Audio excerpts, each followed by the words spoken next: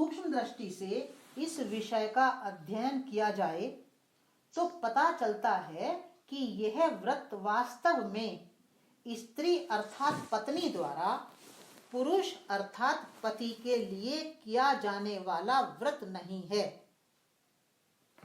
हमारा प्रत्येक व्रत एवं पर्व गहरे रूप में किसी न किसी आध्यात्मिक तथ्य से जुड़ा हुआ है, इसलिए यह व्रत भी उसका अपवाद नहीं है। अब हम देखते हैं कि वो आध्यात्मिक तथ्य क्या है। किसी विशिष्ट आध्यात्मिक तथ्य को बताने तथा समझाने के लिए ही अन्य व्रतों के समान इस व्रत का भी विधान किया गया है, परंतु प्रस्तुत व्रत के वास्तविक स्वरूप को समझने से पहले हमें कुछ तथ्यों पर दृष्टि डालनी होगी, कुछ तथ्य समझने होंगे।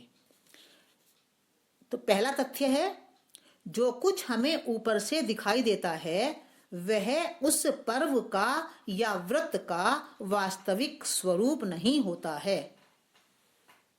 समय के वर्तुलाकार चक्र में जैसे जैसे मनुष्य अपने वास्तविक स्वरूप को भूलता जाता है, वैसे वैसे तत्संबंधी ज्ञान भी अज्ञान के आवरण से ढक जाता है और मनुष्य के हाथ में केवल उसका बहुत ऊपरी प्रतीकात्मक स्वरूप ही बचा रह जाता है। अतः पर्व की वास्तविकता को समझने के लिए यदि हम उसकी प्रतीकात्मकता को समझने का प्रयास करेंगे तो करवा चौथ पर्व की सार्थकता भी स्वयमेव सिद्ध हो जाएगी। हमें कुछ बातों का ध्यान रखना पड़ेगा। तो पहली बात क्या है? पहली बात है कि जो ऊपरी ढांचा हमें आज दिखाई दे रहा है वो उसका वास्तविक स्वरूप नहीं है, ये हमें याद रखना है। फिर दूसरा तथ्य क्या है? दूसरा तथ्य है, प्रत्येक मनुष्य आत्मा और शरीर का एक जोड़ है। हम सब जानते ही हैं, देख ही रहे हैं अपने आप को। आत्मा चैतन्य है परंतु शरीर जड़ है। आत्मा की चैतन्यता को ग्रहण करके ही शरीर क्रियाशील हो पाता है। शरीर भी 3 प्रकार का होता है, स्थूल, सूक्ष्म और कारण। हम सब जानते हैं इस बात को, फिर भी मैं बता रही हूं। स्थूल शरीर 5 तत्वों से बना होता है, परंतु जो सूक्ष्म शरीर है वो हमारा विचार शरीर है। अतः मन बुद्धि ही सूक्ष्म शरीर कहलाते हैं। स्थूल शरीर हो गया हमारा 5 तत्वों से बना हुआ, और सूक्ष्म शरीर है हमारा मन और बुद्धि, जो कि विचार करते हैं, सोचते हैं। अब कारण शरीर बचा। तो कारण शरीर क्या है? कारण शरीर संस्कारों का संग्रह है। चूंकि संस्कारों के आधार पर ही मनुष्य को नया शरीर मिलता है, अतः नए शरीर का कारण रूप होने के कारण ही वह कारण शरीर कहलाता है। इसे ही चित्त भी कहा जाता है। तो ये 3 शरीरों का हमें ज्ञान है, वह सबको ही है, फिर भी मैंने इसको रिपीट कर दिया है। ये दूसरी बात हमें याद रखनी है कि हम जो हैं वो आत्मा और शरीर का एक जोड़ हैं, प्रत्येक मनुष्य। फिर तीसरा तथ्य क्या है जिसका हमें ध्यान रखना है? इन 3 प्रकार के शरीरों में सूक्ष्म शरीर अर्थात मन और बुद्धि बहुत महत्वपूर्ण होते हैं। क्यों? क्योंकि व्यक्तित्व का विकास इस बात पर निर्भर करता है कि मनुष्य के मन बुद्धि किस गुणवत्ता के हैं, हमारे मन बुद्धि की क्वालिटी क्या है। और मन बुद्धि की गुणवत्ता भी इस बात पर निर्भर करती है कि वे आत्मा परमात्मा की ओर उन्मुख बने रहते हैं या संसार की ओर उन्मुख बने रहते हैं। संसार की ओर उन्मुख बने रहने का मतलब है विषय भोगों की ओर रहना।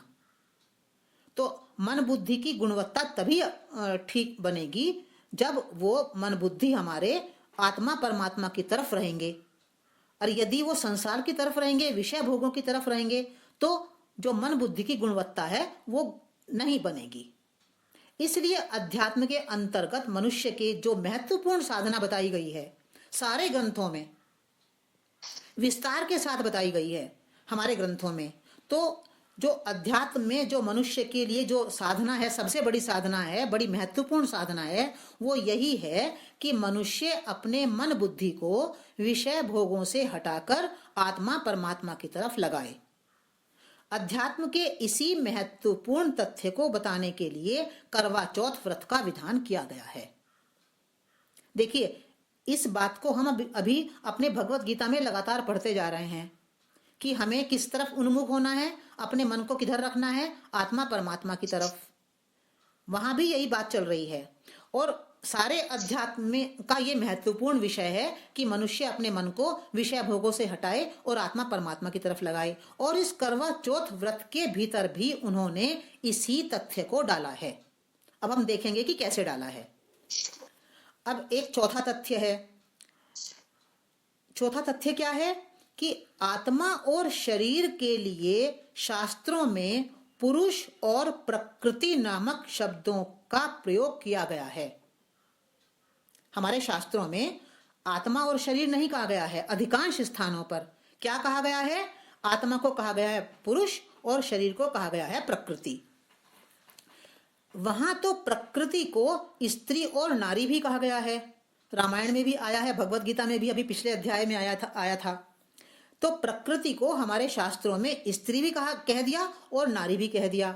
तो कठिनाई तब उपस्थित होती है जब हम शास्त्रों में प्रयुक्त हुई इस प्रतीकात्मा को न समझने के कारण पुरुष का अर्थ आत्मा ग्रहण नहीं करते। हम क्या ग्रहण कर लेते हैं? पुरुष का अर्थ एक मनुष्य, मैस्कुलिन जेंडर, यानी कि एक नर पुरुष।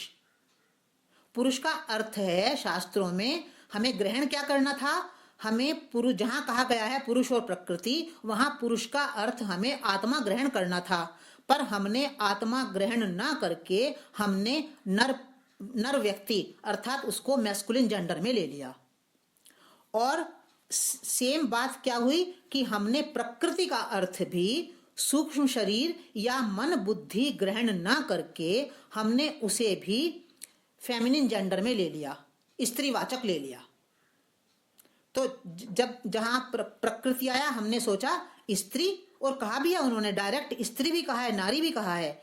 तो हमने उसको स्त्री नारी अर्थात स्त्रीवाचक लेकर उसको एक, जैसे मैं एक स्त्री हूं ऐसे मान लिया, फेमिनिन जेंडर मान लिया हमने उसको।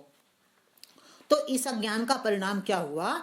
इस अज्ञान का परिणाम यह हुआ कि जिस मन बुद्धि या सूक्ष्म शरीर रूप प्रकृति को आत्मा की तरफ उन्मुख होना था, उसको तो हम भूल गए और उसका स्थान मैस्कुलिन जेंडर और फेमिनिन जेंडर ने ले लिया। पुरुष को भूल गए हम कि पुरुष का अर्थ है आत्मा, और प्रकृति को भूल गए, प्रकृति का अर्थ है मन बुद्धि, दोनों को भूल गए और हमने उन दोनों के बदले पुरुष का अर्थ ले लिया नर व्यक्ति और स्त्री का अर्थ ले लिया ये स्त्रीवाचक। तो धीरे धीरे क्या हुआ कि धीरे धीरे वो जो स्त्रीवाचक और नरवाचक आदमी औरत मान लिया हमने उनको, और फिर उनको पति पत्नी रूप में ग्रहण कर लिया। तो पुरुष और प्रकृति अर्थात आत्मा और मन बुद्धि शब्द पूर्णतः हमारे भीतर से विस्मृत हो गए, निकल गए। ये अर्थ टोटल निकल गया हमारे भीतर से। अब यदि पुरुष और प्रकृति शब्दों के अर्थ को पुनः सही रूप में अर्थात आत्मा और मन बुद्धि के रूप में ही ग्रहण किया जाए, तब यह व्रत केवल पत्नी तक सीमित नहीं होगा, यह व्रत पति के लिए भी उतना ही महत्वपूर्ण होगा। क्यों होगा? क्योंकि प्रत्येक मनुष्य आत्मा और शरीर का एक योग है। अगर कोई एक नर पुरुष है तो उसके अंदर भी वही आत्मा है जो स्त्री के अंदर है, उसका भी मन बुद्धि वही है जो कि स्त्री का मन बुद्धि है। मन बुद्धि और आत्मा चाहे वो नर पुरुष हो चाहे वो मादा स्त्री हो, दोनों के अंदर ये दोनों चीजें बराबर हैं। तो सभी को अपने सूक्ष्म शरीर अर्थात मन बुद्धि को विषय भोगों से हटाकर आत्मा परमात्मा की तरफ उन्मुख करना है, तभी व्यक्तित्व का विकास संभव है। तो ये करवा चौथ का व्रत क्या असली बात क्या कह रहा है? असली बात ये कह रहा है कि मन बुद्धि रूपी स्त्री को, मन बुद्धि रूपी प्रकृति को, मन बुद्धि रूपी नारी को पुरुष रूप आत्मा के तरफ उन्मुख रहना है। उसकी पुष्टि के लिए प्रयत्न करना है, उसको समृद्ध बनाना है। पर हम भूल गए, तो हमने स्त्री का अर्थ पत्नी लेकर हमने सोचा कि अपने पति को समृद्ध बनाना है, अपने पति को पुष्ट करना है। तो देखिए अर्थ कहां से कहां पहुंच गया। अब जब हम सही अर्थ को समझ लेंगे तो फिर ये व्रत केवल पत्नी के लिए नहीं रहेगा, ये पति के लिए भी बराबर रहेगा, उतना ही महत्वपूर्ण रहेगा। क्यों? क्योंकि पुरुष के या एक नर व्यक्ति के जो मन बुद्धि हैं उनको भी आत्मा की तरफ ही उन्मुख होना है, और जो स्त्री है, फेमिनिन जेंडर है, उसके जो मन बुद्धि हैं उनको भी आत्मा की तरफ ही उन्मुख होना है। तभी व्यक्तित्व का विकास होगा, अदरवाइज व्यक्तित्व का विकास कैसे होगा।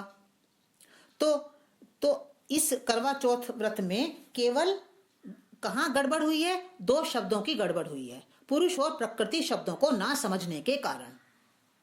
कितना आश्चर्य की बात है और कितने दुख की भी बात है ये। और हम किसी श्रेष्ठ बात को बताने के लिए जिस व्रत का विधान किया गया था, और हम कितने लोअर स्तर पर आ गए हैं। अगर मान लीजिए लोअर स्तर पर की पराकाष्ठा ये है कि सबकी आयु किसी व्यक्ति के हाथ में नहीं है, ना स्त्री की आयु पति के हाथ में है, ना पति की आयु स्त्री के हाथ में है। वो सब परमात्मा के नियमों के अकॉर्डिंग सब चलता है। किसी की आयु किसी के अधीन नहीं है, वो परमात्मा के नियमों के अनुसार, कर्मफल नियम के अनुसार सब चलता रहेगा। पर हमने उसको किस स्टेज पर उतार लिया है। अब करवा चौथ व्रत में यह भी विधान है कि जो व्रत रखने वाली स्त्री है वो चंद्रमा का दर्शन करके ही आहार ग्रहण करे। तो इस विधान के पीछे भी यही आध्यात्मिक तथ्य विद्यमान है कि व्यक्ति तब तक व्रती बना रहे जब तक उसके मन बुद्धि चंद्रमा की भांति प्रकाशित ना हो जाए। शास्त्रों में चंद्रमा सर्वत्र मन का प्रतीक है। मन के ऊपर नकारात्मक व्यर्थ विचारों की जो मैल चढ़ी हुई है उसे हमें धो डालना है और अपने मन को चंद्रमा की भांति प्रकाशित कर लेना है। और जब मन प्रकाशित होगा तब वह आत्मा परमात्मा की तरफ उन्मुख होगा। अगर मन बहुत मैला है तो वो आत्मा की तरफ जाएगा ही नहीं, परमात्मा की तरफ जाता ही नहीं। तो यही इस व्रत का उद्देश्य है, जो प्रत्येक व्यक्ति को, चाहे वो व्यक्ति नर व्यक्ति है, चाहे वो मादा व्यक्ति है, चाहे वो मैस्कुलिन जेंडर वाला है, चाहे वो फेमिनिन जेंडर वाला है, तो इस व्रत का उद्देश्य सभी के लिए बराबर है। तो निष्कर्ष रूप में हम यही कह सकते हैं कि शास्त्रों के शब्दों को हम उसके सही अर्थ में पकड़ने की कोशिश करें। यदि हम उनको सही अर्थ में पकड़ने की थोड़ी मेहनत लगेगी, पर यदि हम उनके शब्दों को सही अर्थ में पकड़ेंगे तभी हमारे सारे पर्वों की सार्थकता बनेगी, हमारे व्रतों की सार्थकता बनेगी। तो करवा चौथ व्रत के विषय में बस जो महत्वपूर्ण बात है वो मेरे हिसाब से इतनी ही है।